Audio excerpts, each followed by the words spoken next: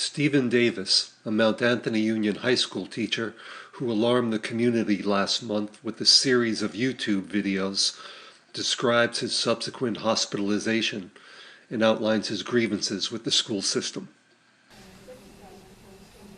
Went to the ER.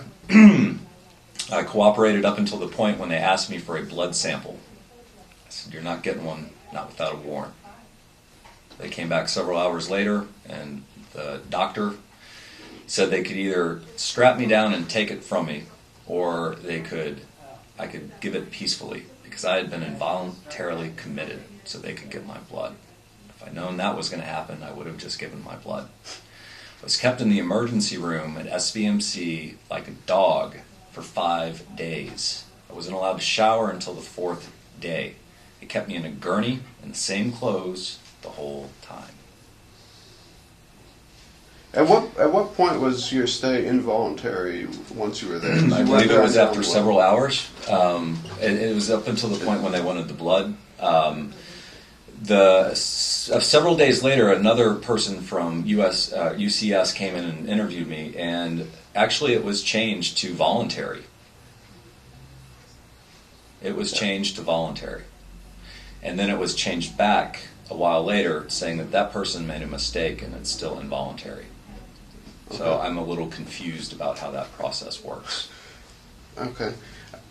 And then you were taken to a psychiatric hospital? On the fifth day of staying in the same room, in the same bed,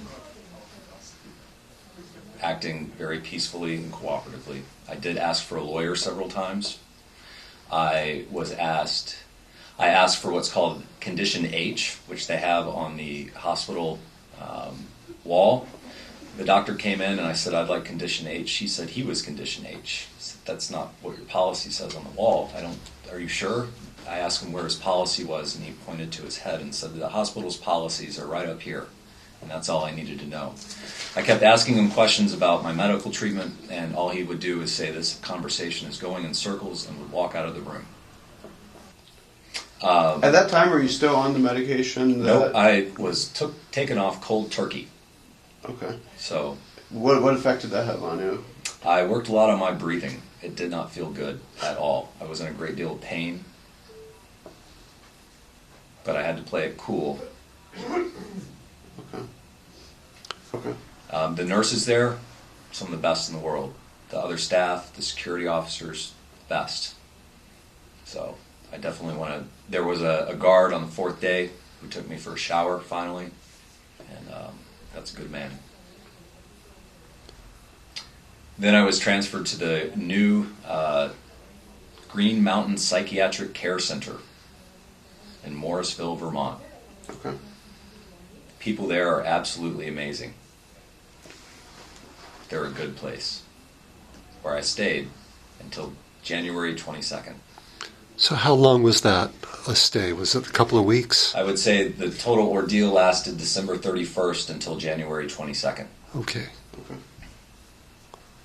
And while you were there, what type of treatment were you receiving? And For a long time, I learned a lot of. I learned how to make origami, and I did some drawing, and then we also did work on the difference between advocacy and anger, and some other generalized programs. They had just opened, so their policies and whatnot are still not set in stone. They're still working out some wrinkles.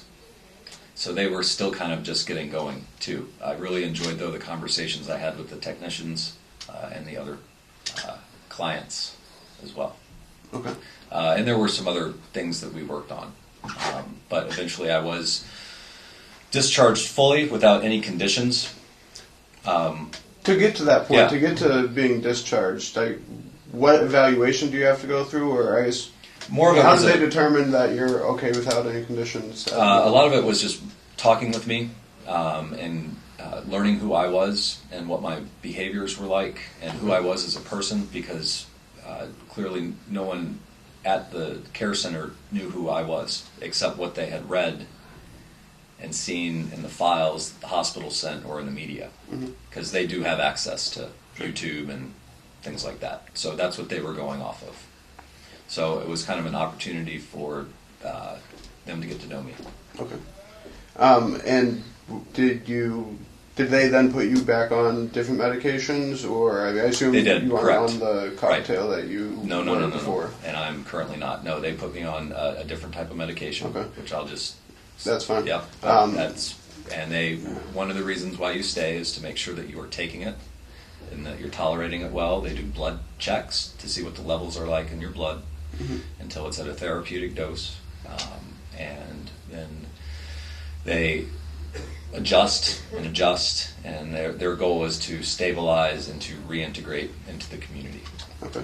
Well, that's why I immediately decided that once I was discharged that I would not stay in Bennington, that I would stay in the New York area.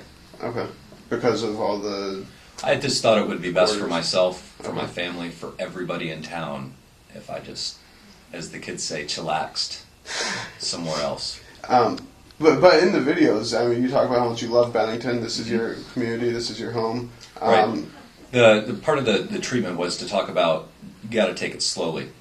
You got to step by step. I have a few things to take care of. It's a long process. Things tend to go not well if you hurry. It's best to take it one day at a time. Is your goal to return to Bennington and teach again at Mount Anthony? I am on the medical leave that was approved prior to my December 31st rants, etc. So I'm on medical leave for that. I have to get my prostate checked out. And again, I'll sign over the HIPAA forms for that. There's no shame in that. And some work with my sinuses, because I have chronic sinus infections.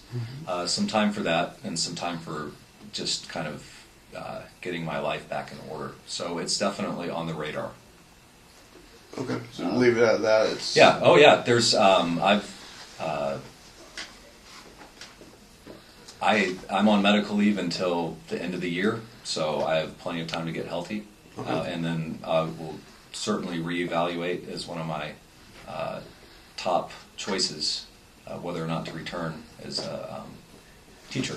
So I took a class when I was in graduate school getting my master's in teacher leadership called collective bargaining. The paper I wrote was how to decertify the union. There was a process with the Vermont Labor Board where you can go through with it. And I decided that after the 9-day strike that it was time to do something about that for the kids, because I see the effect that it has. Right now, for me, not the time. I think what I may do eventually, in the long run, is just, I'll give you my paper that I wrote. It's a step-by-step instruction manual for how to make it happen at the school, because I had to write it as a research paper. Okay. I have been in the union. I was a head negotiator 2 contracts ago. I've seen how the process doesn't work firsthand. I resigned after a year because I was not negotiating. I was more of a pawn. And then I had a payroll error from central office of an incredibly large magnitude that at the time I was not fully present with my personal life and financial matters. Just gone on direct deposit. Another account was being deposited into mine. I do everything with bill pay, set it up and forget about it. The numbers are in the black. I'm good to go. Check it. Money's in there. Good. Got a call at the end of the year saying that I'd been overpaid. Oh, by how much? A lot. I have never spoken out on it until recently because I was ashamed, because I knew the only way it would look is if I had known the whole time, which is what a letter sent to me by central office states, that I knew about this the entire time. I did not know. If I knew it would be this much trouble financially in the future, I would have told somebody as soon as I found out.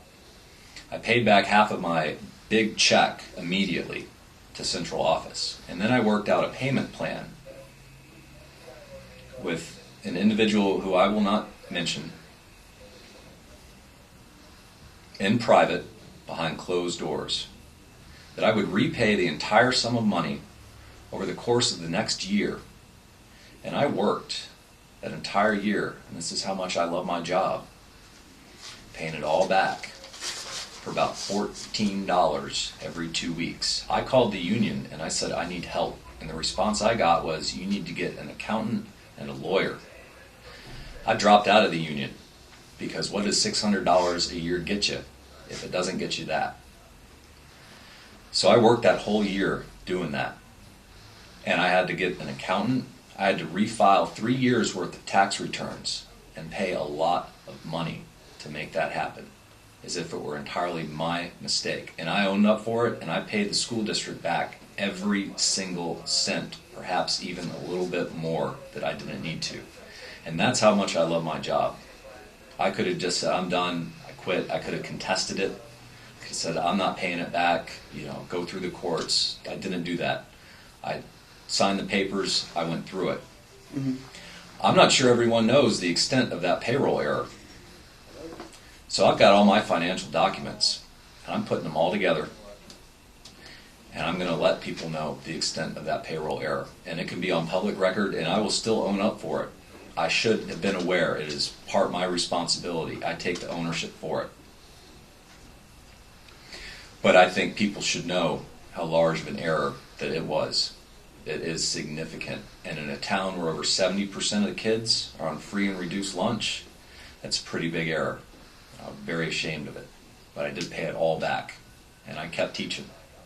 And I went through a very troubling year that year.